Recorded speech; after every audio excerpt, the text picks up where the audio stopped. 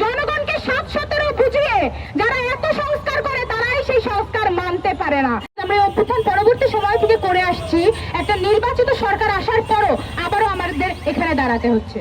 বন্ধুগণ, গতকালকার যে ঘটনা, এবং কেন আমরা বারবার বলছি যে হারুন গেছে যেই পথে মাসুদও যাবে সেই পথে, তার মূল কারণ গতকালের ঘটনা কোনো বিচ্ছিন্ন ঘটনা নাই।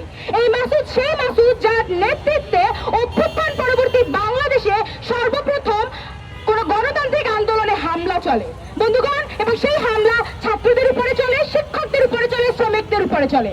বন্ধুগণ, আমি মনে করিয়ে দিতে চাই যে এই বিশ্ববিদ্যালয়ের প্রাঙ্গণে ঢাকা বিশ্ববিদ্যালয়ের শিক্ষার্থীদেরকে মাসুদ এর আগে আরো একবার হামলা করেছিল।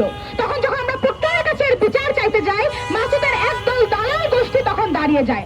আমাদেরকে প্রক্টর বুঝিয়েছিল যে একটা প্রতিষ্ঠান আর একটা প্রতিষ্ঠানের বিরুদ্ধে কোনো মামলা করতে পারে না। বন্ধুগণ, গতকাল আমরা এই একই ঘটনা দেখলাম যে বিশ্ববিদ্যালয়ের এক শিক্ষার্থীর উপরে হামলা হলো, তাকে হ্যান্ডকাফ পরিয়ে একজন অপরাধী ব্যক্তির মতো করে তাকে নিয়ে যাওয়া হলো থানায়, অথচ আমাদের প্রশাসন তখন নাকে তেল দিয়ে ঘুমাচ্ছিল এবং এখন পর্যন্ত তাদের ঘুম ভাঙেনি। বন্ধুগণ, আরো একবার মনে করিয়ে দেই, এই যে আত্মমর্যাদা লঙ্ঘন করার যে কালচার, সেটা এই অভ্যুত্থান সরকার শুরু করে দিয়ে গেছিল এবং নির্বাচিত সরকার তাকে চালিয়ে যাচ্ছে। বন্ধুগণ, আমাদের একটা ডাকসু আছে যার কাজ ছিল শিক্ষার্থীদের প্রতিনিধিত্ব করা। আমরা দেখেছি সর্বমিত্র চাকপাড়ায় হাতে লাঠি নিয়ে এদেশের নাগরিকদের মানবাধিকার লঙ্ঘন করা শুরু করেছিল। বন্ধুগণ, সেই সর্বমিত্র চাকমারা ঠিকই গতকাল একটু কুসুম কুসুম প্রতিবাদ জানিয়েছিল ফেসবুক মাধ্যমে, কিন্তু কই সেই ডাকসুরা কি আমাদের শিক্ষার্থীদের পক্ষে দাঁড়াতে পেরেছে? তারা কি নাইমের পক্ষে দাঁড়াতে পেরেছে? তারা কি মাসুদের অপসারণ দাবি করছে? তারা করছে না, তারা এখনো দালালিতে মগ্ন আছে।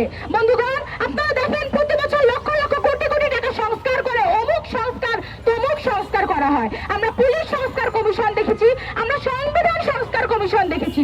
জনগণকে ৭-১৭ বুঝিয়ে যারা এত সংস্কার করে তারাই সেই সংস্কার মানতে পারে না। বন্ধুগণ, এত সংস্কার করে নতুন নতুন আইন এনে আপনারাই সেই আইন মানতে পারেন না। নাইমকে যখন কালকে হ্যান্ডকাফ পরিয়ে থানায় নিয়ে যাওয়া হলো, তার অপরাধ কি ছিল? তার অপরাধ ছিল একটা প্রশ্ন করা। তাকে তল্লাশি করা হলো, তার ফোন চেক করতে চাওয়া হলো, সবগুলোই মানবাধিকার লঙ্ঘনকারী অপরাধের মধ্যে পড়ে। তার কাছে যখন কিছু পাওয়া গেল না, তাকে প্রহার করা হলো, কারণ সে কয়েকটা প্রশ্ন করেছিল। বন্ধুগণ, এই যদি হয় সংস্কার, তাহলে আমরা বলতে চাই ওই আওয়ামী লীগের যে চরিত্র, ইন্টারিমেরও সেই চরিত্র, এবং নির্বাচিত নতুন যে বিএনপি সরকার এসেছে তার চরিত্রের মধ্যে কোনো তফাৎ রইল না। সুতরাং জনগণ অভ্যুত্থানের মধ্য দিয়ে বারবার একটা শাসককে ছড়াচ্ছে, আর সেই অভ্যুত্থানকে, সেই সংগ্রামকে এই শাসক শ্রেণীরা কুক্ষিগত করছে। বন্ধুগণ, আপনারা